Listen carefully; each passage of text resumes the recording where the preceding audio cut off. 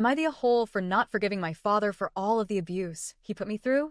I, 32F, am in a complicated and emotionally exhausting situation with my family. I've spent most of my adult life avoiding them, building walls so high they couldn't reach me, and yet now, my past is being dragged back into my present whether I like it or not. My father, 55M, is sick. My twin brother, 32M, says he doesn't have much time left.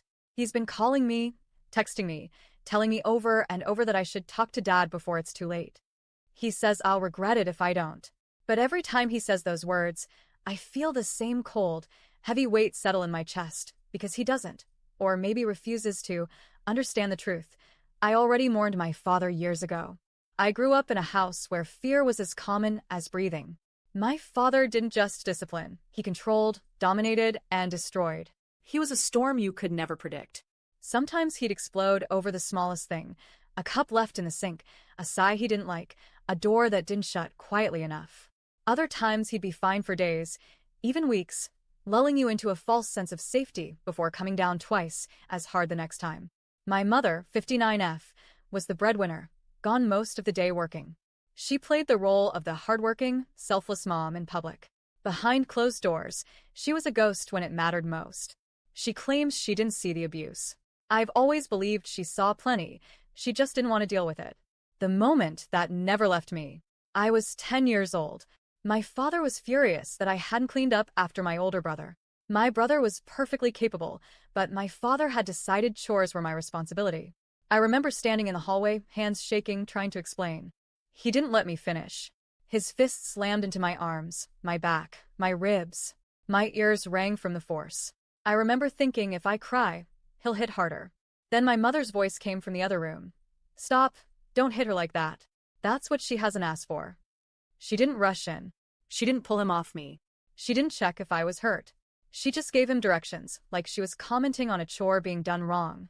That sentence has been carved into me for 22 years. It was the moment I realized no one was coming to save me. Other memories followed me, too. When I was 8, I spilled a glass of milk on the counter. My father didn't hand me a cloth. He told me to lick it up. I had to press my tongue against the sticky surface while he stood over me and laughed. My mother walked past the doorway and kept going. When I was 12, I dropped a plate while washing dishes. My father's grip on my arm left deep red marks that lasted for hours.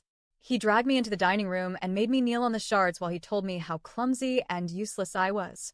Tiny cuts formed on my knees. I still have faint scars. My mother came in to set the table for dinner and didn't say a word. When I was 14, I got blamed for something my twin brother actually did, breaking a lamp. When I protested, my father locked me in my room for 2 weeks.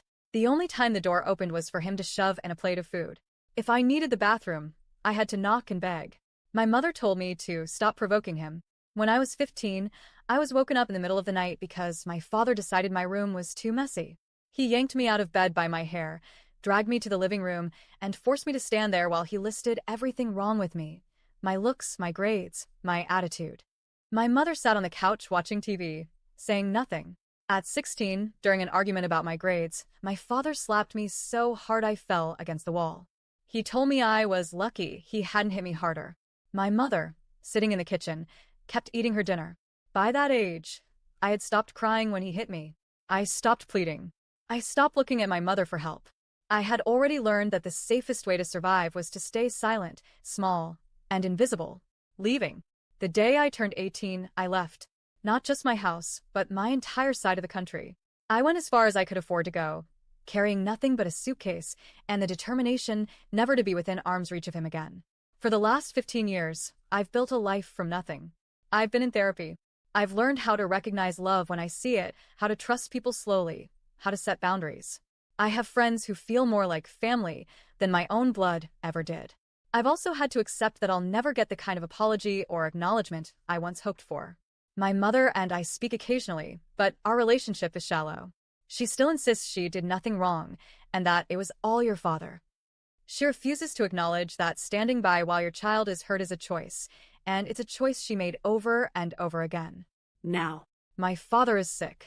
My twin brother, the same one who used to shove me into walls, slap me, and call me names, says it's time to let go of the past and make peace.